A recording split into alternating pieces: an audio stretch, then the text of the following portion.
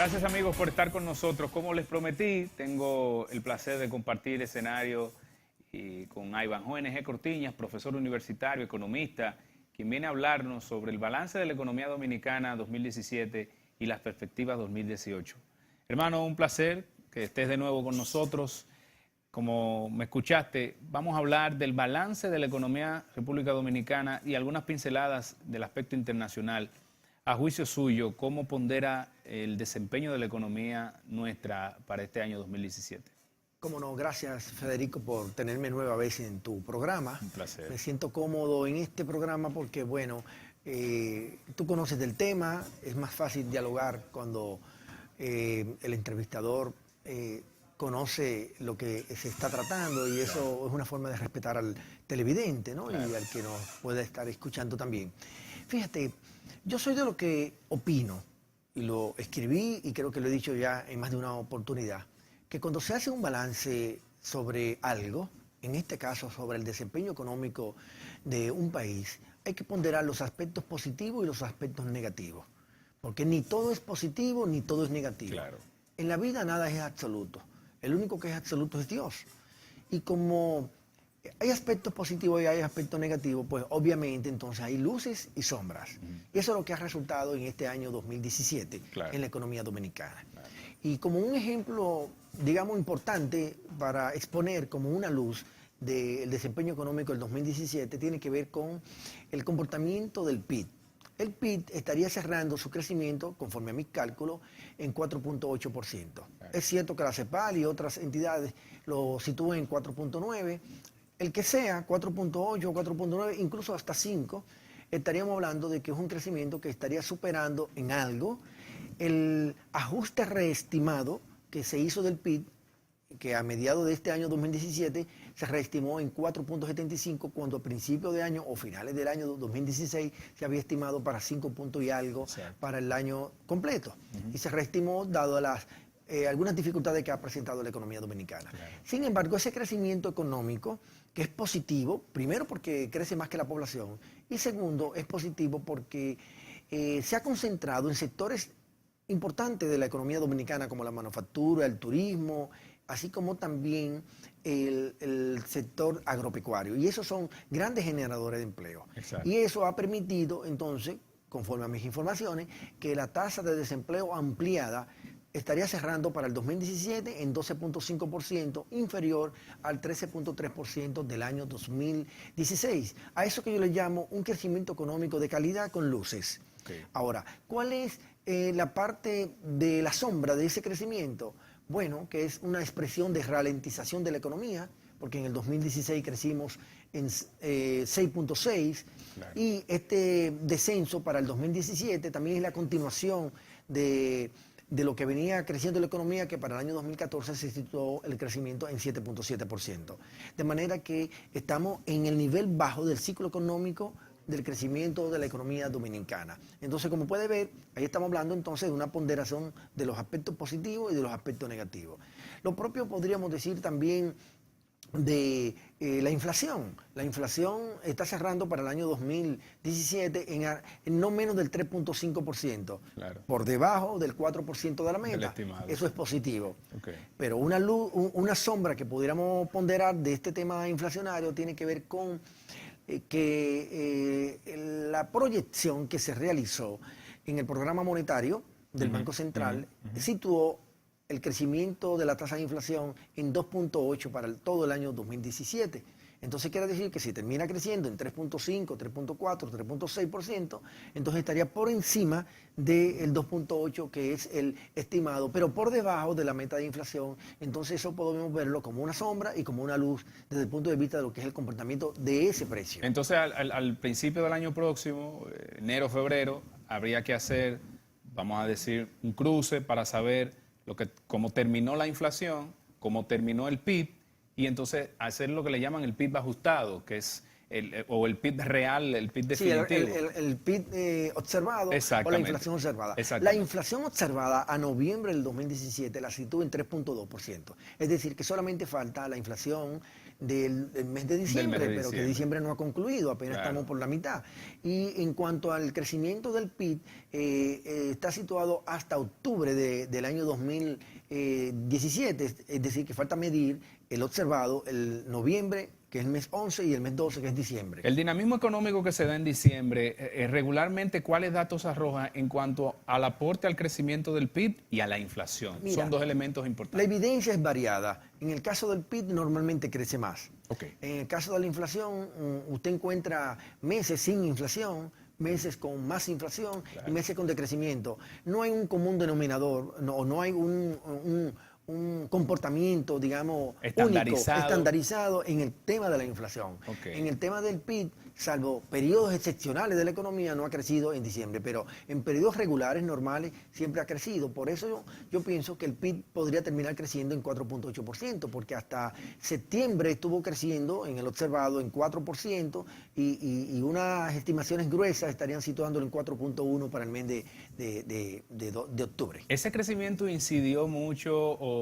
es una consecuencia, ese dinamismo al final del tramo del año, de las medidas de la tasa de política monetaria que tomó el Banco Central, flexibilizando encaje legal, flexibilizando la tasa, valga la redundancia, de política monetaria, a razón de que dinero blando, dinero fresco, fue a parar a sectores productivos, construcción, definitivamente comercio? que si no hubiesen sido por esas medidas de orden monetario y financiero que tomó el Banco Central, la Autoridad Monetaria Financiera, la economía dominicana probablemente hubiese terminado con un desempeño inferior al que ha estado registrando o al que podría registrar.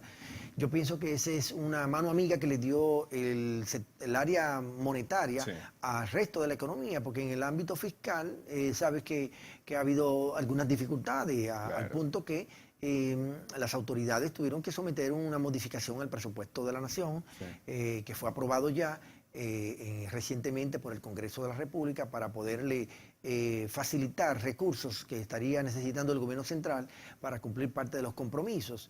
Y eso es una expresión de que, de alguna forma, el gobierno se manejó con mucho más estrechez que la holgura que ha manifestado el Banco Central. Sí. El Banco Central se ha manejado en holgura no solamente en ese tema de la flexibilización del encaje legal, el descenso de la tasa de política monetaria, sino también en la base monetaria restringida.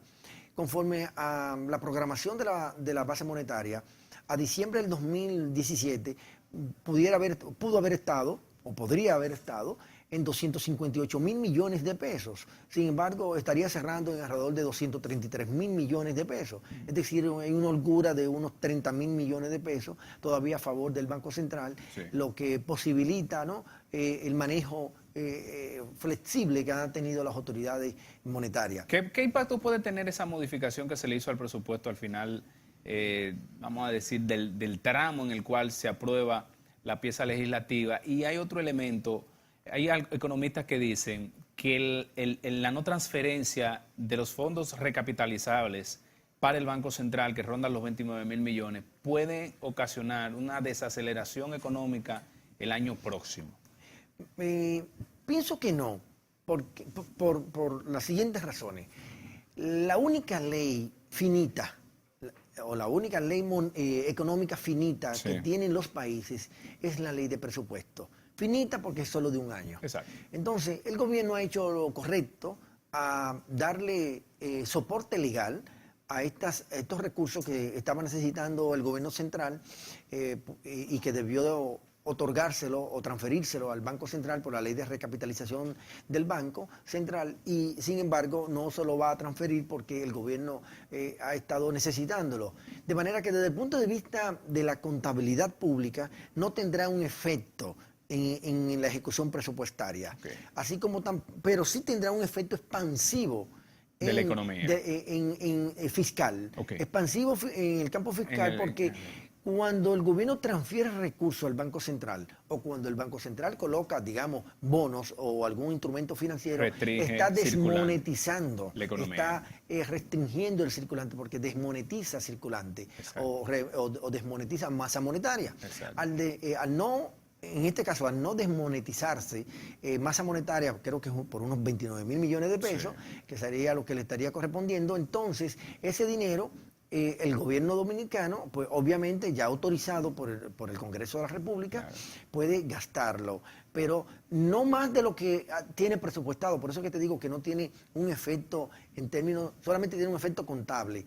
Pero es expansivo si usted lo compara con que si lo desmonetiza, pues obviamente una desmonetización no dinamiza la economía, en cambio por el ámbito fiscal sí la dinamiza, y eso de alguna manera contribuye a la mejoría de los resultados económicos dominicanos. Sin embargo, sí podría tener un efecto en la medición del déficit fiscal, el déficit financiero del presupuesto de la nación, porque obviamente estamos hablando de que son gastos o son recursos que no se van a transferir, porque en algún momento tiene que transferirse Claro, al Banco Central. claro. Si no en el 2018, bueno, cuando las autoridades lo entiendan, pero en algún momento tendrá que transferirse y eso se va a reflejar.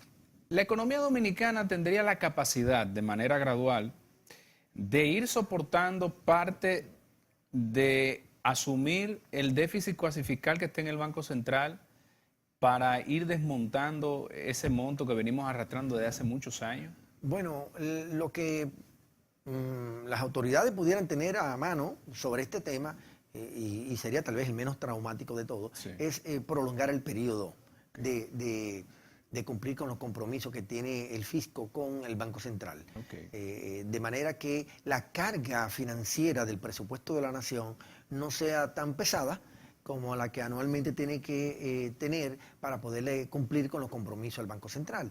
Si lo hace, bueno, el gobierno tendría cierta holgura por ese lado. Por eso es que hemos planteado, creo que muchos economistas lo hemos hecho, la conveniencia de un pacto fiscal, Sí. para que no sean remiendos, no sean medidas de parche, no sean medidas Temporales. aisladas, temporales, coyunturales, que se tomen para detener una situación. Y o que para... establezca un marco de institucionalidad en el ámbito fiscal, Sí. que hace tiempo no lo tenemos. Porque ¿Cómo no? a cada 4 años venimos con una reforma tributaria buscando más dinero, pero se ve que la evasión en el caso de impuestos sobre la renta e ITEVIS, tanto para personas como para empresas, todavía hay un porcentaje muy alto. Sí, sí, y lo mejor que tendría un pacto fiscal es que atacaría el problema desde el punto de vista estructural y no desde el punto de vista coyuntural. Al abordarlo desde el punto de vista estructural, pues obviamente, al menos en teoría, el gobierno no tendría los sobresaltos anuales Sí, que exactamente. todos los gobiernos, no todos los gobiernos Claro, siempre claro, tienen, claro. porque la sociedad le demanda mucho a los gobiernos y los gobiernos tienen, la población a veces no lo entiende, pero los gobiernos tienen limitaciones. Así como una familia, cuando le ingresan 10,000 pesos en un hogar humilde al mes, no puede, responsablemente, no debe gastar más de esos 10,000 pesos, Sí. pues de la misma manera le pasa a un gobierno. Claro. Si un gobierno responsable y tiene digamos, 600,000 millones de pesos para gastarlo en un año, estoy hablando hipotéticamente, no debe gastar más de ahí, salvo Claro. que hayan ingresos extraordinarios, como a la Exactamente. familia le puede acontecer. Igual. Que se produzca un ingreso extraordinario, bueno, porque se sacó la banca, la lotería, o hizo un trabajo O extraordinario. unos bonos extra que le dieron en el trabajo. cualquier Exactamente, o un trabajo extraordinario que Sí. realizó en horas extras. Bueno, Exacto. pero eso no es lo ordinario. cosa. Claro. El tema fiscal, sin lugar a dudas, es un tema que ustedes lo han planteado, los economistas. 45% de impuestos de ITEVIS ahora mismo ahí en las garras de la evasión, lo voy a llamar así, y más del 60% entre impuestos sobre la renta, personas y empresas. ¿Cómo nosotros podemos, sin una reforma tributaria, ir desmontando esos niveles de evasión y generarle más recursos al Estado? Porque el Estado necesita más recursos para poder distribuir el crecimiento económico, indudablemente. A mí me parece que al margen de los esfuerzos administrativos, que siempre se han hecho, porque no creo que al que pongan ahí como director de la DGI, Sí. el actual, el pasado, Claro, el que venga en venga. el futuro, siempre tendrá los mejores deseos. Claro. Y propiciará las mejores condiciones para la mejora administrativa. Pero el tiempo ha demostrado que eso no es suficiente, que se necesitan medidas de más nivel, de más impacto. Sí. Y esas medidas yo lo ubico en el ámbito penal, no en el ámbito administrativo. Penalizar Sí, la evasión y la penalizar la ilusión. evasión, sí, especialmente la evasión. Porque la ilusión, usted puede cobijarse en una sombrilla que da más sol, que tapa más sol o que cubre más del agua, pero una sombrilla legal.